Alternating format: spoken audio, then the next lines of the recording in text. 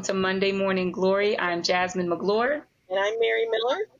and we are both life coaches who have experienced devastating loss, and we wanted to turn our pain into purpose by providing open and honest conversations to provide hope and healing, not just about grief that comes with death, but also the grief that can come with life. And today, talking about betrayal, the grief that comes with betrayal, is Sharon Spirk. So, Sharon, we just want to welcome you to the show. Thank you. It's an honor to be here with you ladies. Yes. And Mary is going to take the conversation and lead us into talking some about your book.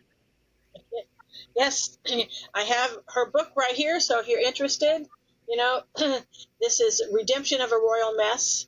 And as Jasmine said, what we want to do is we want to make this podcast give hope and encouragement for people who are going through all kinds of grief, not just the physical death and loss of a loved one, but there's so many different kinds of grief in life.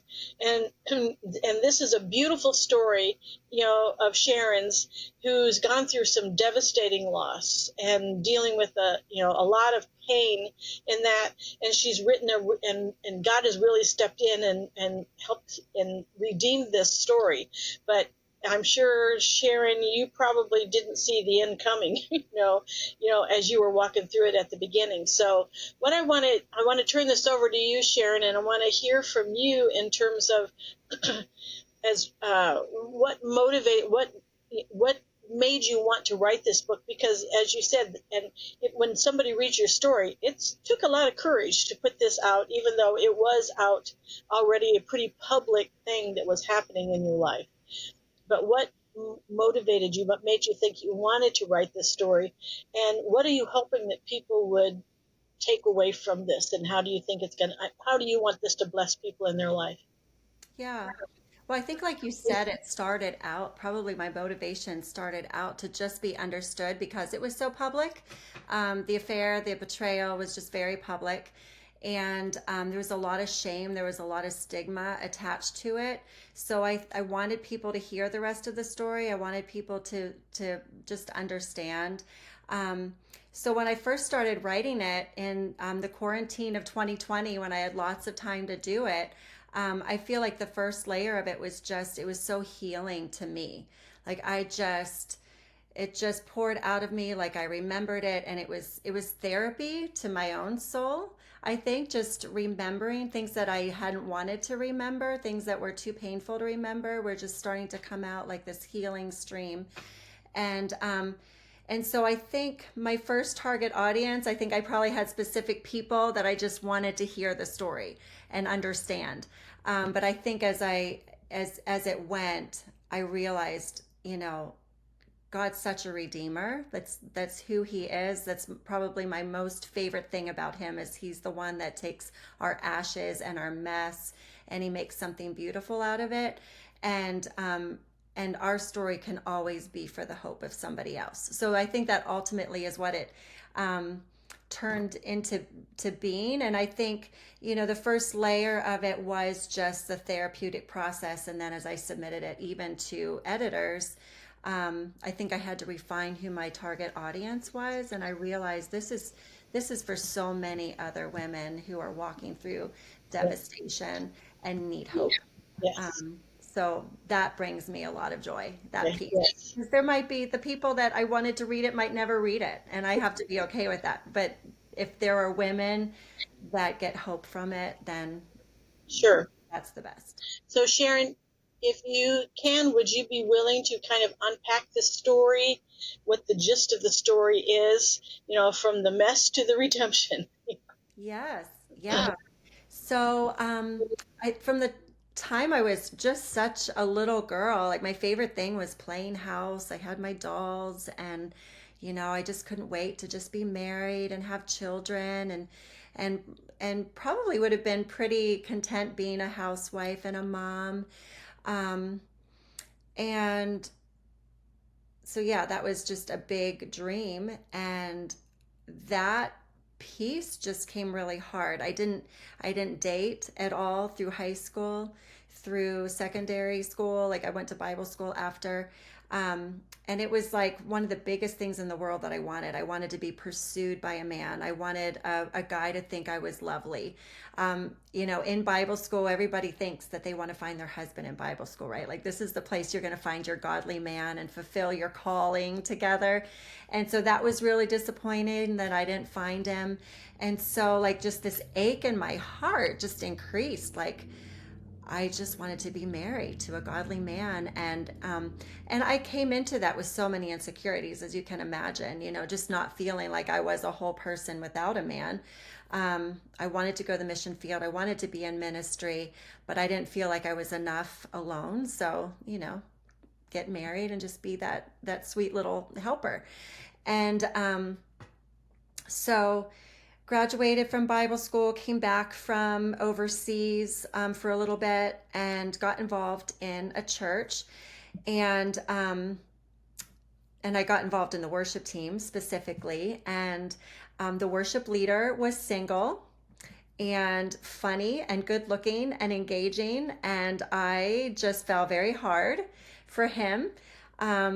He really became the man of my dreams, and there was just a lot of laying it down and just giving it to the Lord, and wanting my heart to be in a good place, not needing it so much. And so there was this whole process really of laying it down.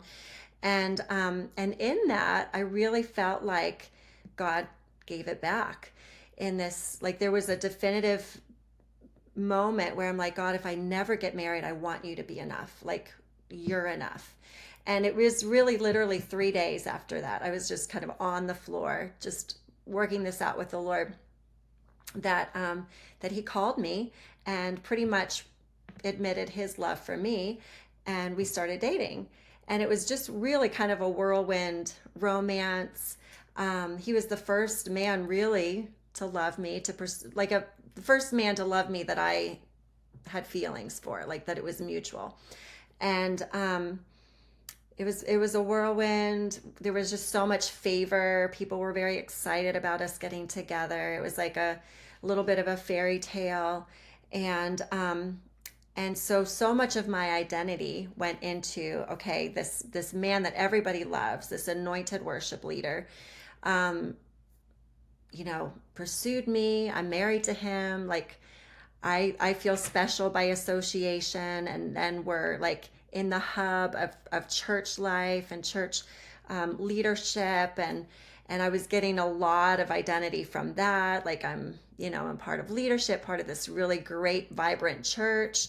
I belong, I have a place. So I thought I was in a good place because I was feeling pretty good about myself, being connected to those things.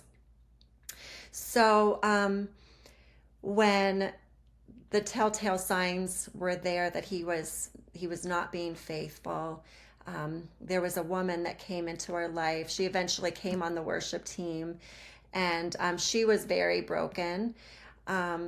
She definitely had a story that she was coming into our lives with, and he was showing a lot of empathy towards her. She had a whole gift set that was very valuable to him, with creating a record label, and she was very gifted musically, way more than I could ever be. And so there was just like, I was seeing signs, but I didn't want to be jealous. I didn't want to be that jealous wife. And so I was just, really trying to be supportive, and I would talk to him, and he would kind of deny that it was anything more than a friendship. And but it just kept getting worse, and he kept pulling away, and not just pulling away, but being progressively mean to me, very degrading. By that time, we had our first little girl. We had a baby that we had prayed for years. I wasn't able to conceive right away. And so she was like a promised baby. She was an answer to prayer. And she was really just such a joy to both of us. But by the time she was a year, this thing really became full blown.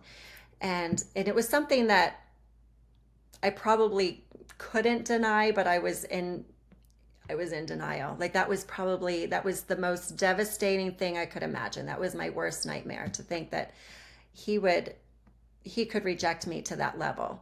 um, in my insecurity, rejection, fear of rejection, the perception of rejection was very real to me. So I think being able to fully admit or know that he was having an affair and betraying was just, the ultimate nightmare for me. So I just stayed in denial for a long time.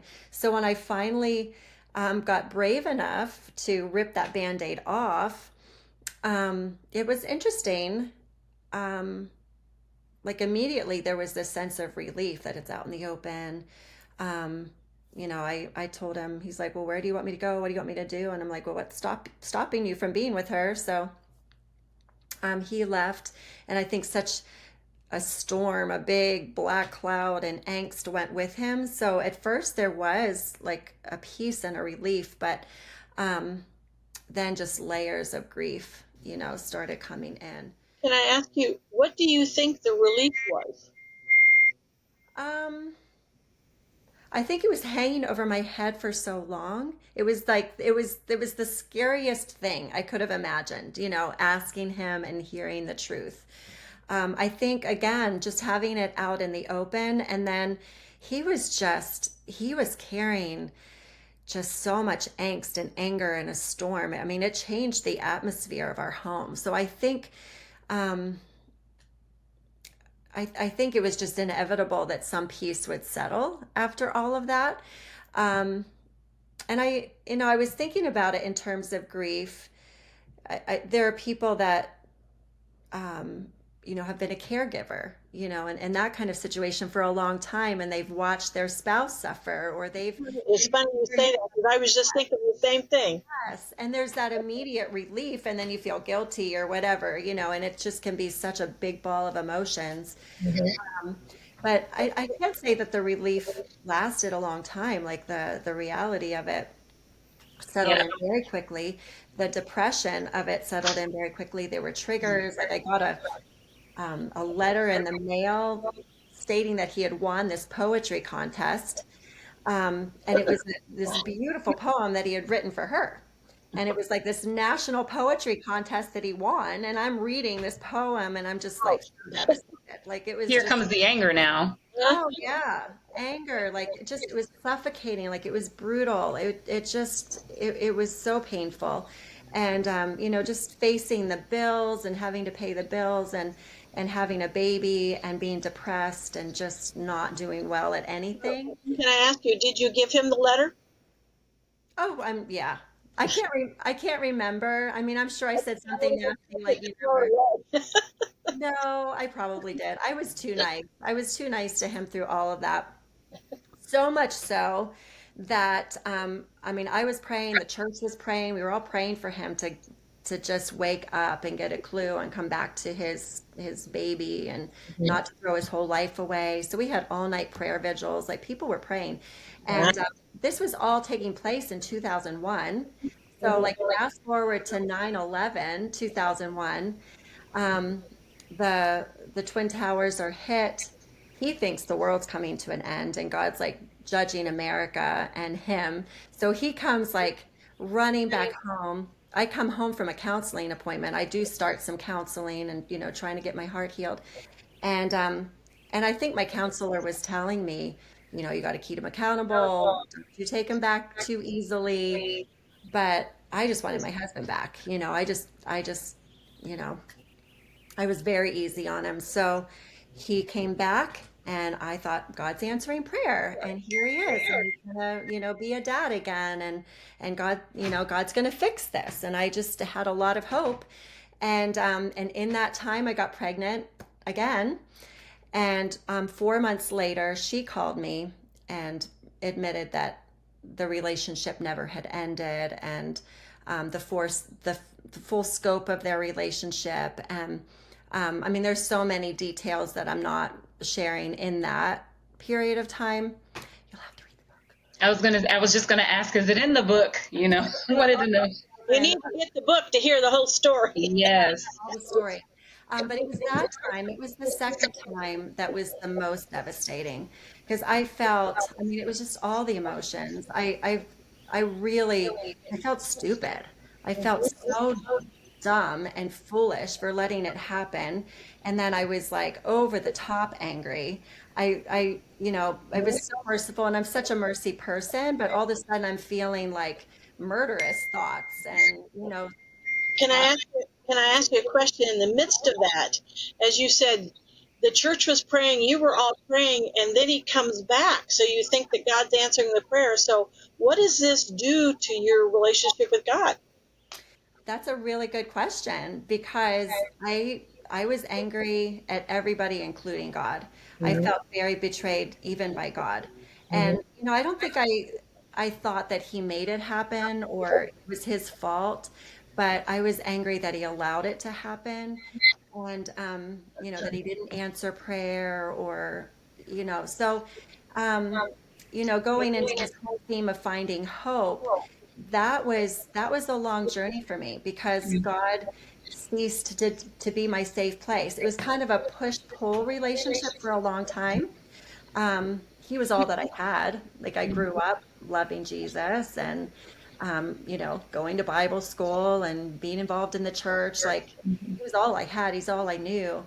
But I was mad. I was mad at him. I didn't trust him. I was so disillusioned.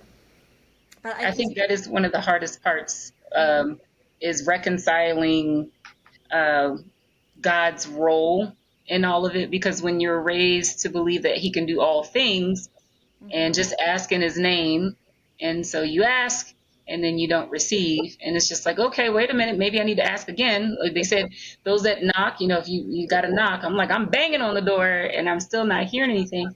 And one of my curiosities was during that time, and I don't know if this is kind of the vein of Christianity that you were around, but during that time, did anyone have like a word from the Lord that, or a vision that they were like, I see your family will be restored, and this was the vision that I had? And if so, if that was coming out during those times of prayer, how did you then reconcile, was that God, was that not God? Like, how did you end up reconciling that if that were the case? yeah, that's great. And that's very compound answer. I think that um, there was a lot of that took place probably in a 10 plus year period. Mm, I think the most healing thing initially was someone I really respected as having heard from the Lord, who probably would be considered very prophetic, very sensitive to the Lord. I knew heard from the Lord. She came alongside of me and I can't remember exactly what she said, but they were the most healing words that God grieved with me, that it broke his heart. And she cried, and I felt it, and it was genuine. And I think that was probably the most healing, best thing someone could have said it because it was genuine. It wasn't something like good words or whatever. yeah, I felt it. I felt like she really carried the grief of God for me. that's And, beautiful. and so I think it was really a window into the Father's heart that I needed. It didn't fix my heart or heal my heart immediately, um, because my journey really is, and you can tell me, ladies, if you identify with this, because you feel so out of control of your circumstance, you try to take control into your hands. I couldn't trust the Lord fully at that point. So my hope, I mean, I had a hope in the Lord to a certain level, but I didn't trust his timing. There were a lot of things I didn't trust. So I took matters into my own hands. So my hope became, I'm going to get married again and I'm going to find a husband who will pay the bills and help carry this load with me because I can't do it. So that became my mission. And so, Sharon, would you say that was connected to an identity issue? yeah, for Okay. sure, for sure. Yeah. That's kind of, I know Jasmine and I've talked about that, but I know that was a big thing for me after my husband suddenly passed. Hmm. And I remember resisting the idea of being called a widow. Yeah. And the Lord really helped me. And it all became about surrender, and basically what the Lord helped me to see, it's just a label. It's not your identity, it's just a label. But I Yeah. could see this would have really been a hard thing to, okay, I need to find another husband so I can be a wife again. So I Yeah. can, so I can be, I can get back in. That's my identity. Yes. Yeah, And there I was, think there is that common thread. Oh, I'm sorry, Sharon. There is that common thread of grief and identity. I think the fact of something so connected to you dying, um, because I don't feel like I lost an identity as a mother as much as it messed with the identity of so many other things about who Jasmine was before, losing my son. So even if it was certain personality traits that I'm known for, grief when something is dying, right, on the inside, a connection, a loss of connection, it's like you also simultaneously lose connection with yourself.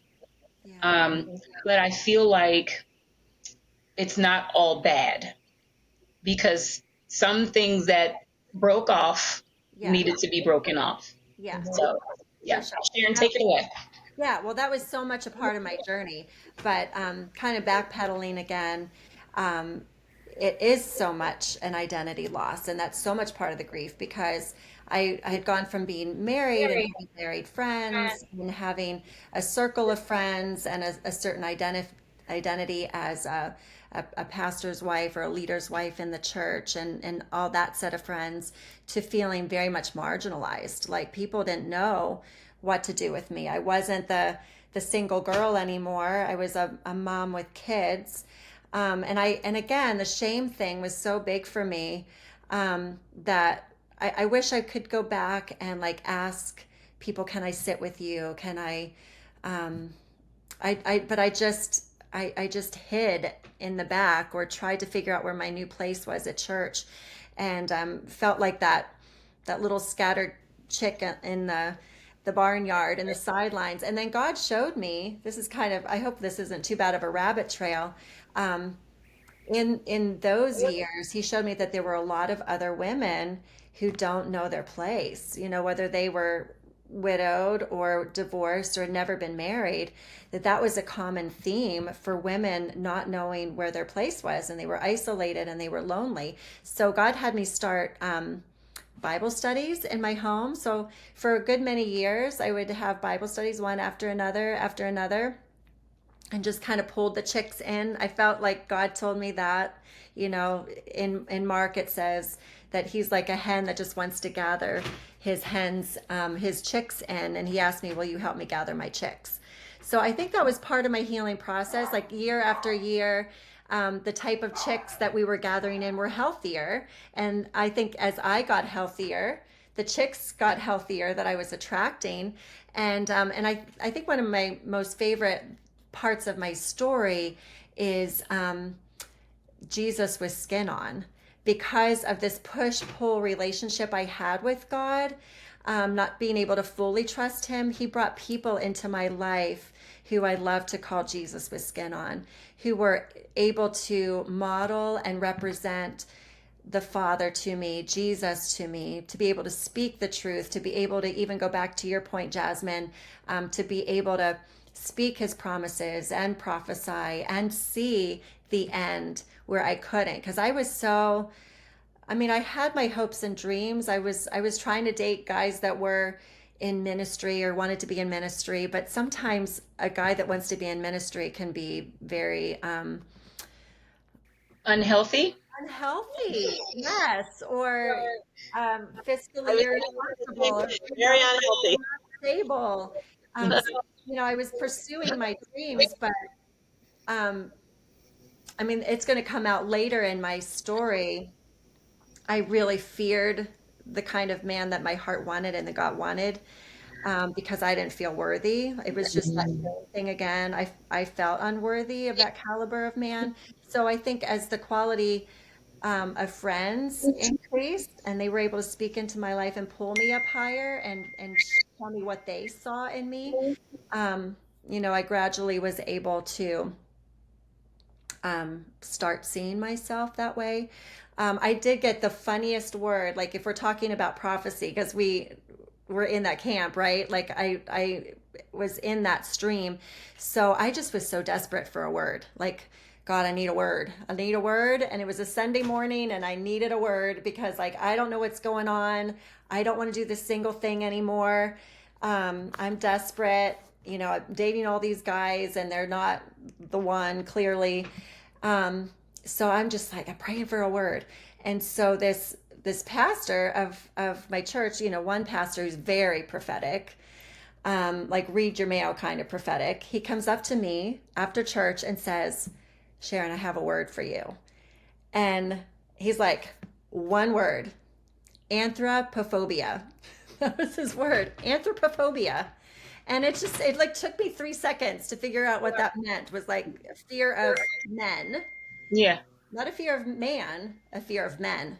And I was really offended by that because I mean people looked at me as this girl, I guess, that had been dating, you know, nice Christian guys in the church, but like 2 days done kind of thing. Because I would just get this lack of peace and couldn't continue.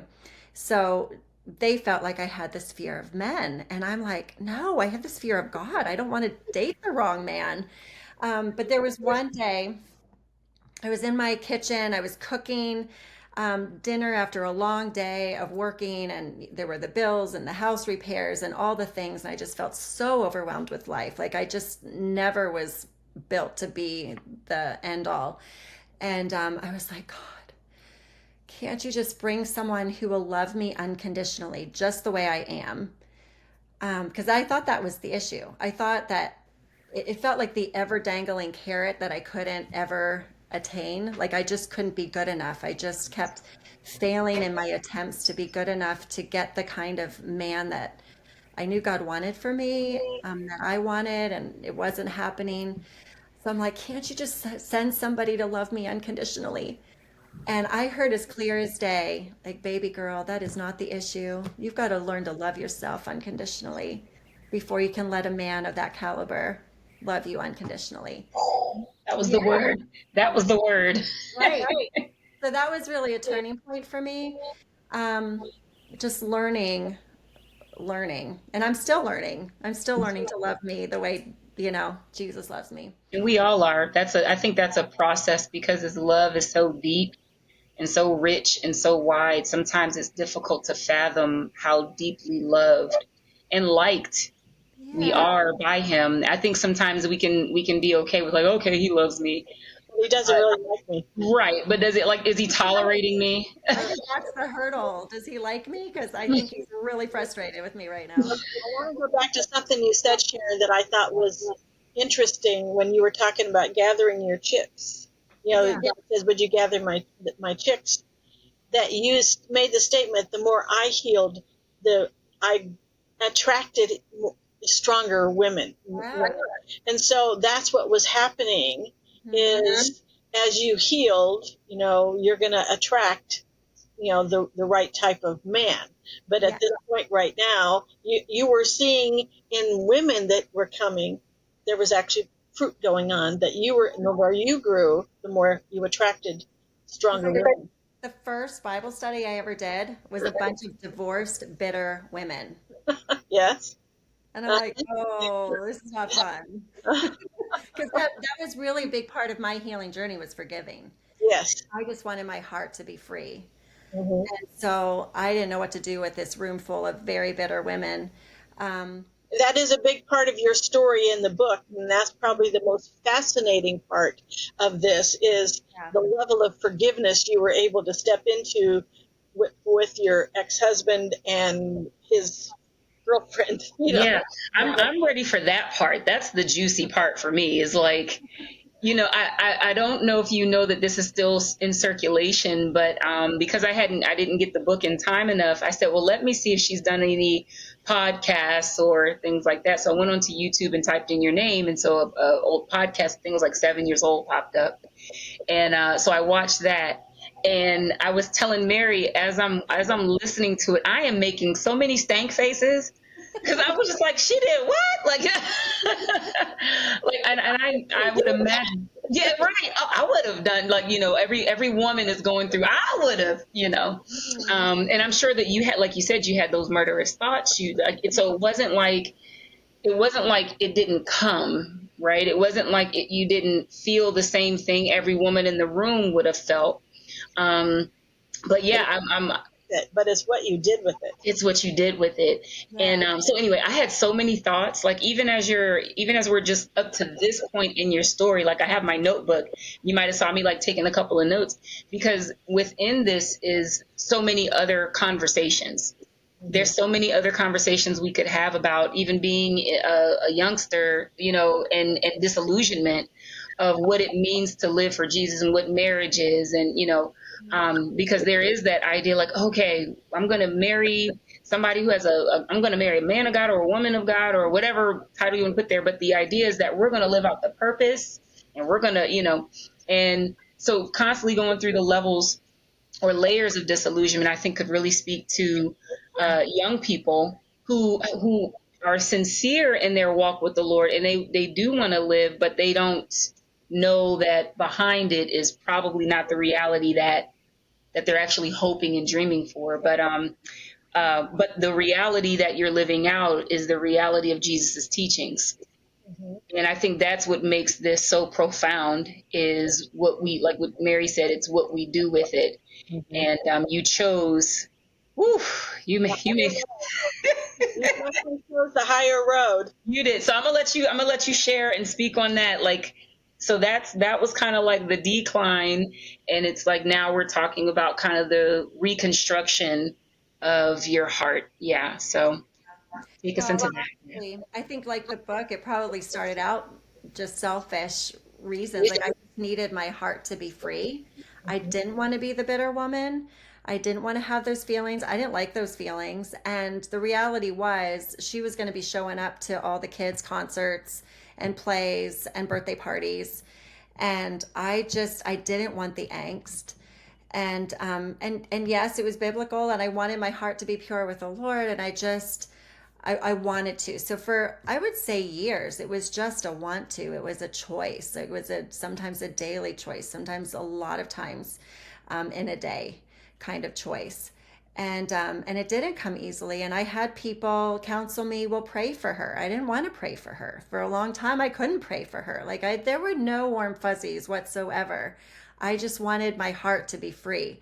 Now, the funny thing is, I had an easier time, so I thought, of forgiving my ex husband.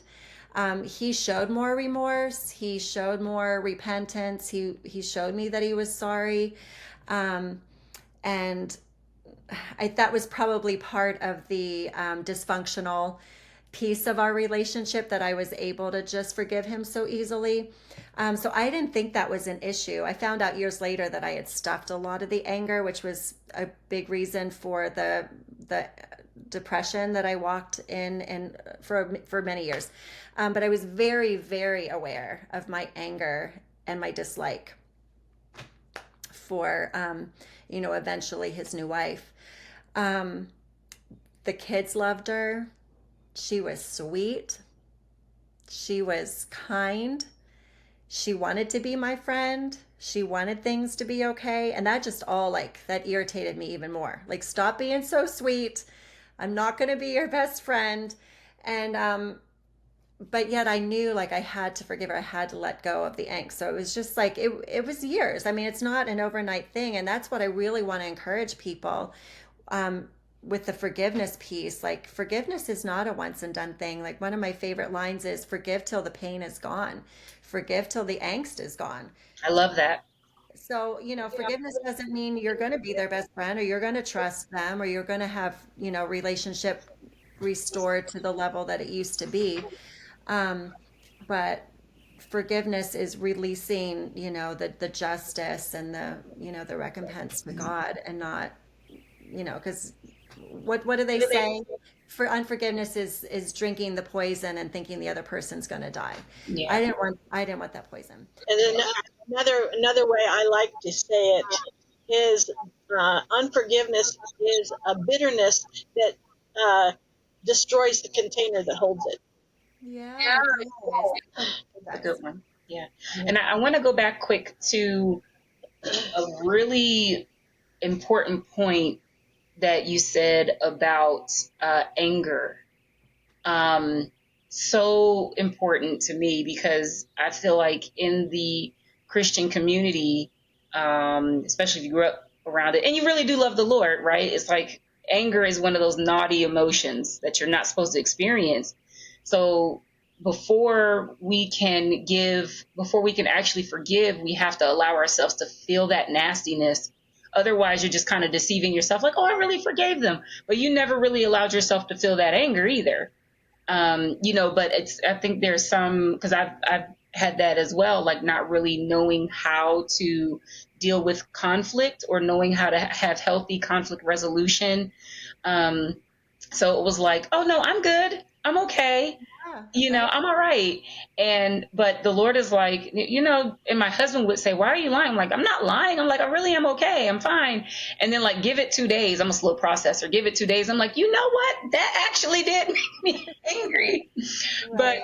but I feel like it's important because one way or the other, it needs to be either your body's going to deal with it and it will seep out in ways that you don't comprehend. You don't know why you have a chip over your shoulder or why you're depressed or why, but because it's emotions that you haven't allowed yourself to feel. And it could be scary to allow yourself to feel them, but Jesus is waiting right on the other side of that, saying, he makes provision for whatever emotion we have. So, but I just felt like that was so important to point out because there might be somebody that's like, I don't want to feel it. So, and I do want to stay in denial and I don't want to see it, but you won't ever fully be who God intended for you to be without being fully human. You can't cut off part of you and then say, I'm all of who he wanted me to be. Like he needs all of it. You Yeah. can't surrender something you don't own.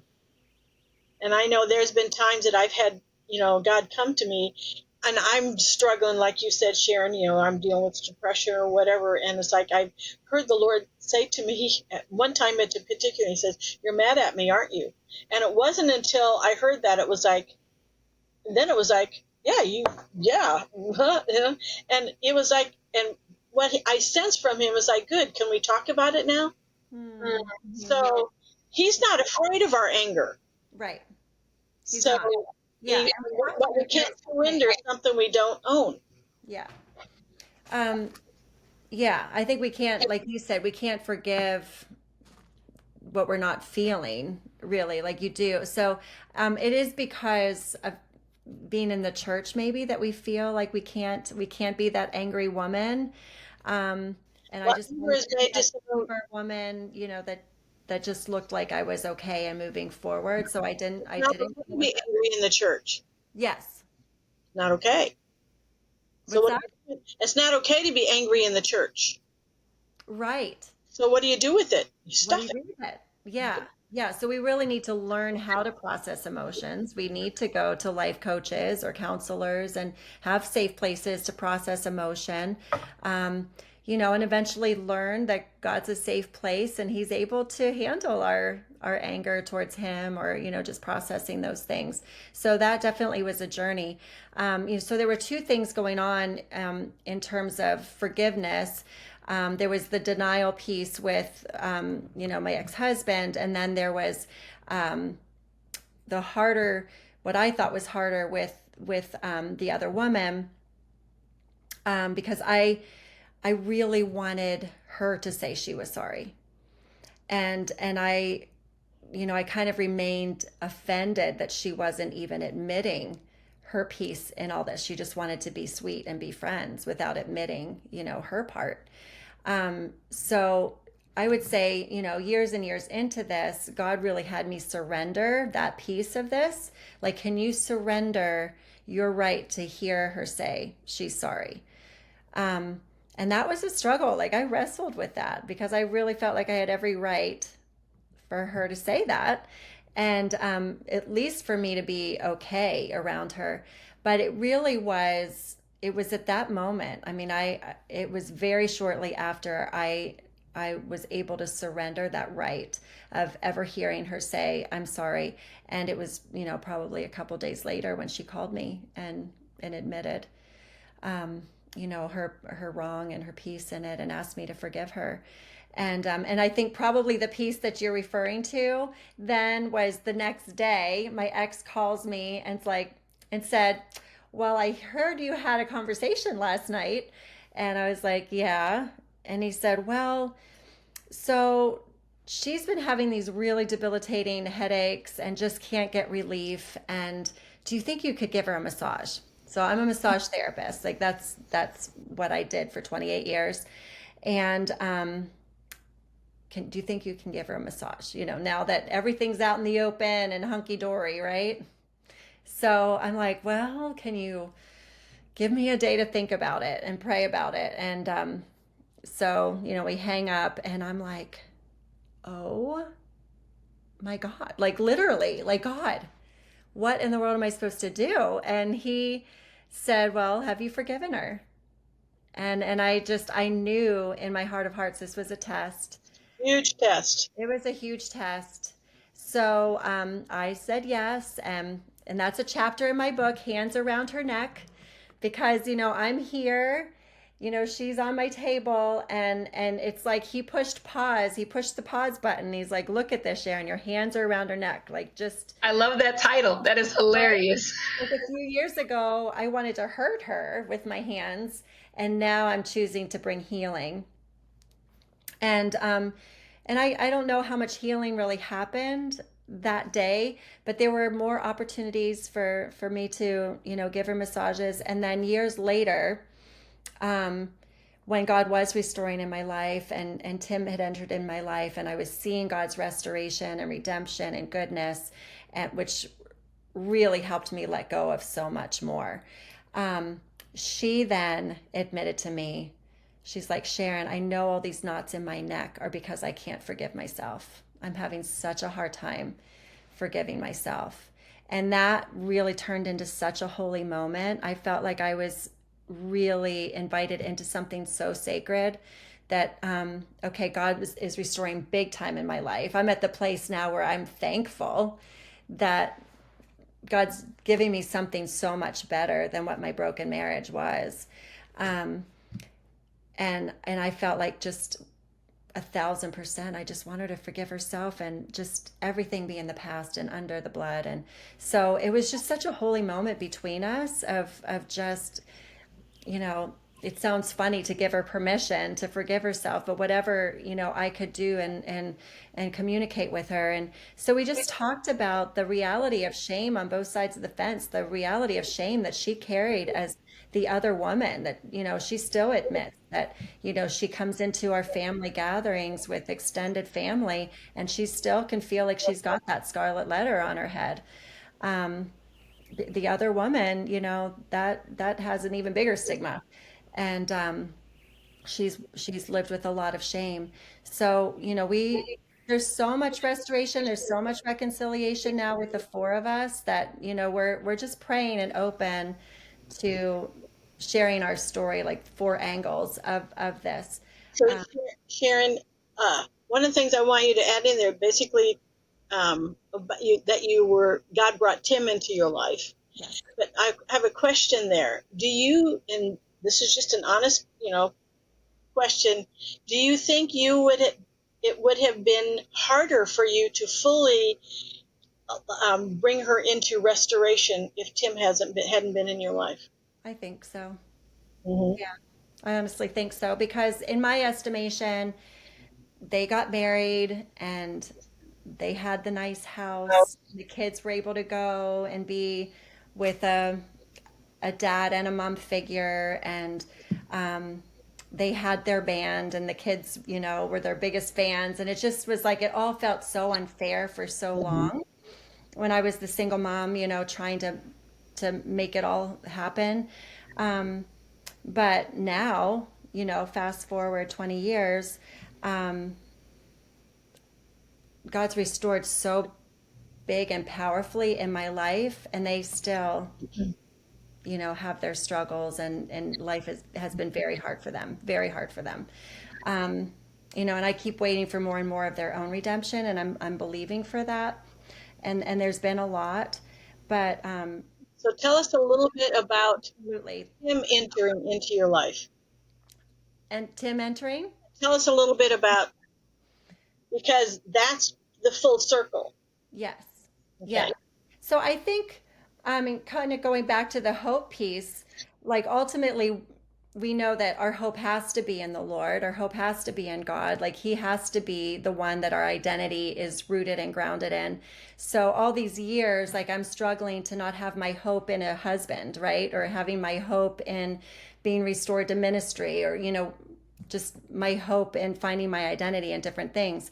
So I think in all of those years, God was restoring, putting my hope in the Lord, and as I was able to trust Him and see Him as good, and then know that He loved me unconditionally, I could love myself unconditionally. I think that really set me up then for things starting to unfold. Sharon, can you let our viewers, our listeners know where or how they can get in touch with you and how they can get a hold of your book? Okay. Yes. Well, it's on Amazon. Again, it's Redemption of a Royal Mess, Sharon Spirk on Amazon. You can find me at Sharon Spirk on Instagram, same name on Facebook. My email is sharonspirk70@gmail. Would love to hear from anybody, and I'm trying to be a little more faithful at posting hopeful things, little excerpts from the book, and just hopeful, positive reminders on my socials. So yeah, feel free to look me up. Awesome. Awesome. Thank you so much for joining us today. And so again, if you are looking to register for the Morning Glory Conference, Life Doesn't End Here, you can go to my website, jasminemclure.com, and you can register. Don't just register yourself, but register a friend, bring a support, bring somebody that can just be a presence for you as you're walking through your difficult time. So Sharon, thanks again, and I will see you in November. Yes, looking forward to it. Thanks, Awesome. Jasmine. Thanks. Thank you.